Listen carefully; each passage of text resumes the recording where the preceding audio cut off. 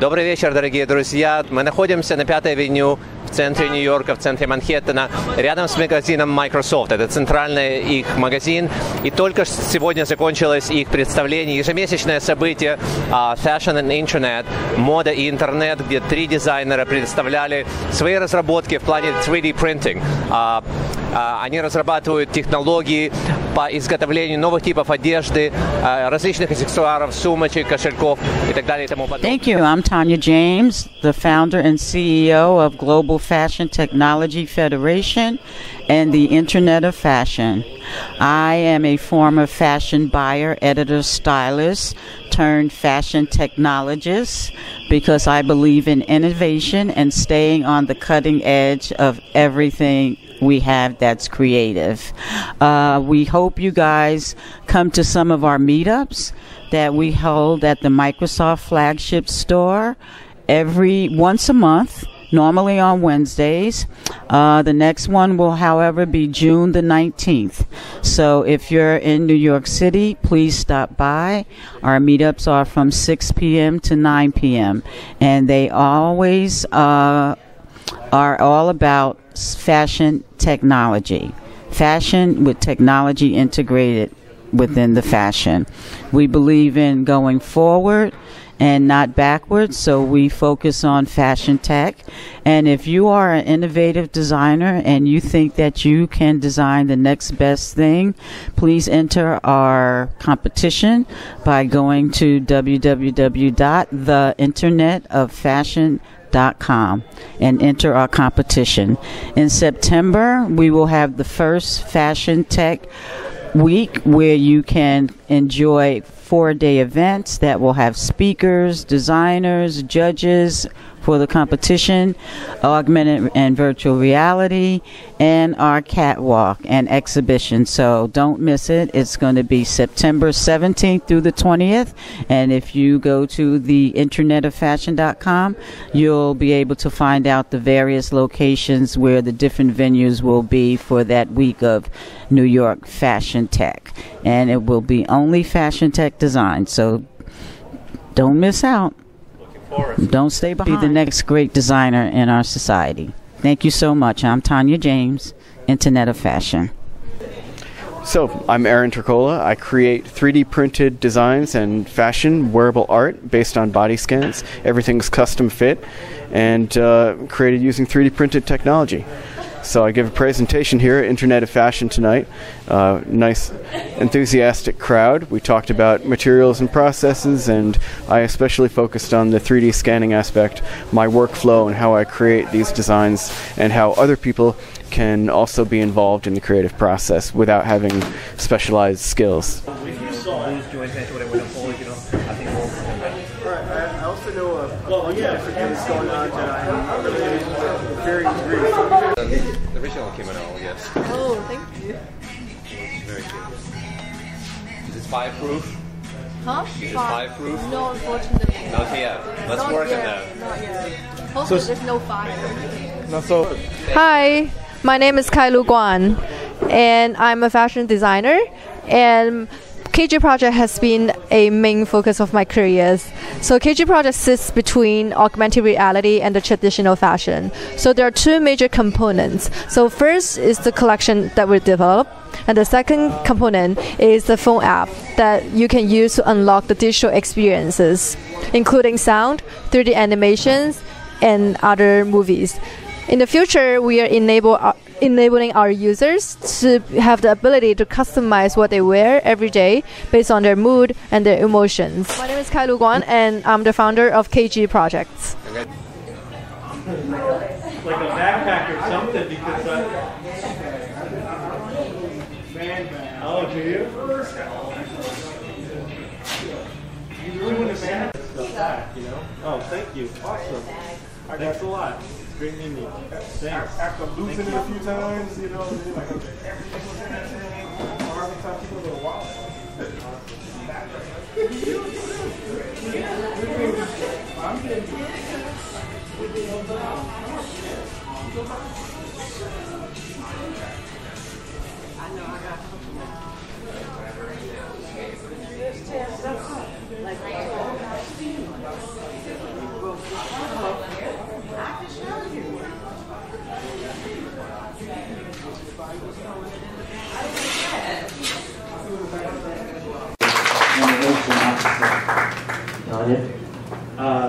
Yes, so I do a lot of different things in 3D printing.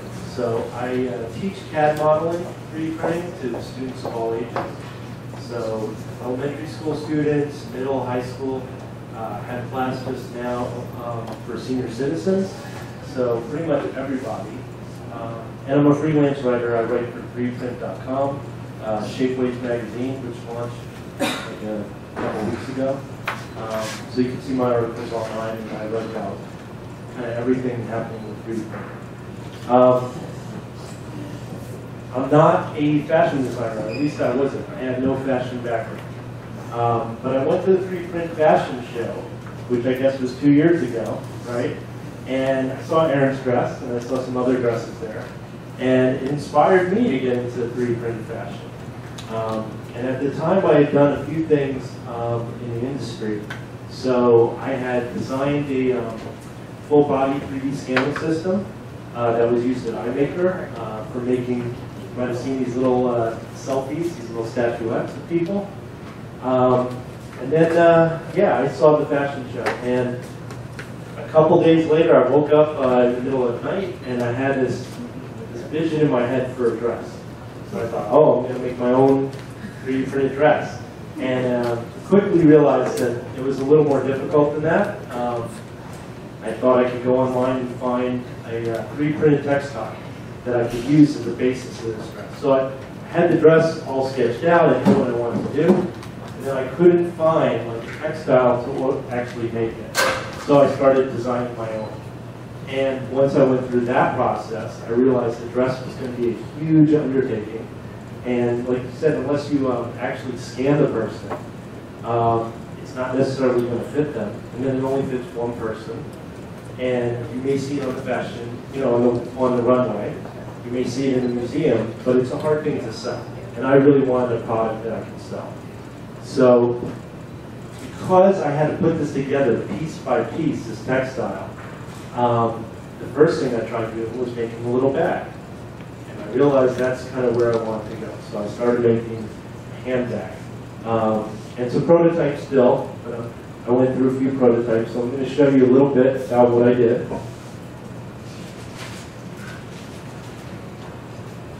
So this textile that I designed, I call flex tiles, because they're made of many parts. And this is what the first flex tile looked like. It was basically triangular in shape, very thin, and it had these little connectors. I had seen some other textiles that used triangles, and the problem with a lot of the 3D print textiles that you could find that are open source is that you can print a little swatch of them, but that's about it. And I want something modular that I can keep adding on to. So I created this with little connectors and separate tiles. And what I didn't realize I had done at the time was I had done something a little different because there were some people find ones that were hinged, so it just went one way. But this uses a pin on each tile, so it actually can move.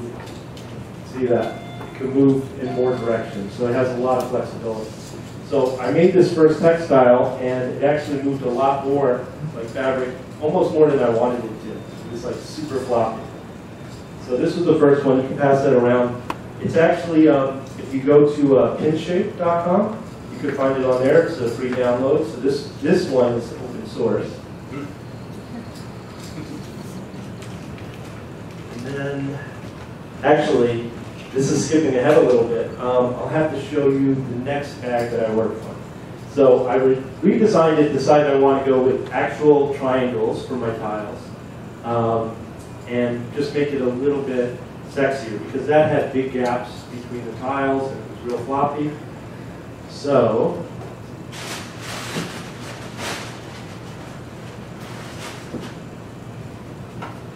I created this first bag. And it got a pretty good reception. And it uses these flex tiles for the whole thing. The bag, the strap, it's all integrated into one piece. This was all hand assembled. So there was, I don't know, over 400 pieces. It took forever to put together. And it was pretty strong, but these connectors are super, super teeny. And so they're kind of weak by themselves. So I had some breaks. I did have it come apart a few times, but it lasted for quite a while. And the nice thing about this design is that if you have a single connection, it's kind of weak. But when you have so many connections in all these different directions, it dissipates the force. So this thing looks very fragile, but it's actually pretty strong. And it's a lot lighter than people think that it would be. And so this was the original prototype. And, oh, you can see one of them is coming apart. So there were some problems with this bag that I didn't like, but overall I got some positive responses about it. I'm going to pass it around this way if you want to check it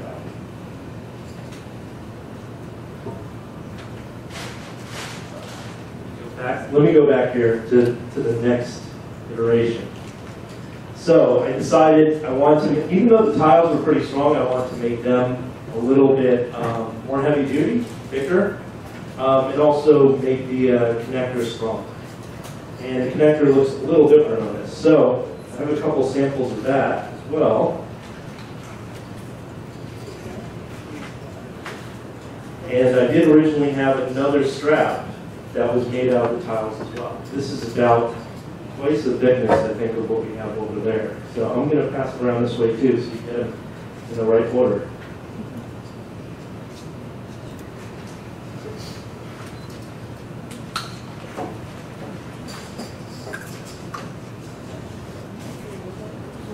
Everyone can check these out too. So I had some, it was still a little bit too floppy for me. I thought it moved a little bit too much. I wanted to constrain it a little bit. So I started making hard plates, constrain movement a little bit more. This might be easy to see. So that's like a little part.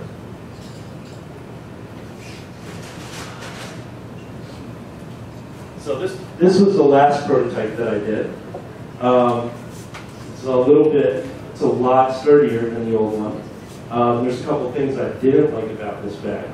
So I wanted to incorporate the strap, and that's kind of the weak point of this. So that's the next redesign is going to be doing that a little bit different. Having a clasp, clasp for the flap, and also a place for a chain to go through.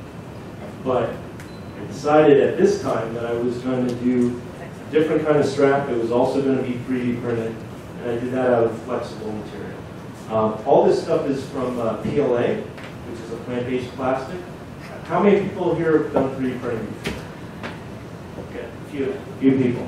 So PLA is like the most common material that you have for desktop printing right now. And so that's what this was made out of. I wanted to do something that was sustainable, that was sweatshop free, so ethical fashion, and it could be produced locally, and you wouldn't have to worry about things like, all the fuel used for shipping, worry about who is making it, animal cruelty free, all those kind of things. And PLA is biodegradable. So when this got to end of life, you could go and put it in the ground. Eventually, it would return to the earth. But you could also grind it back up and turn it back into filament to make another bag or something else. So anyway, this was the bag. I'll tell you a little bit about this. About this strap. Low? Okay. I think we're losing it here low. I'll tell you a little bit more about how I made the strap in a second. If you can see the bag here, and I have a few more. Oh, thank you. Awesome. Thanks a lot. It's great meeting you. Thanks. After losing it a few times, like everything was in that thing. Or every time people go, wow.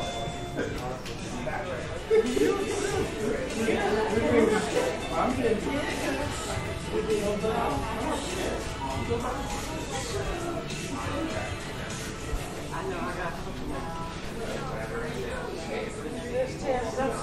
Like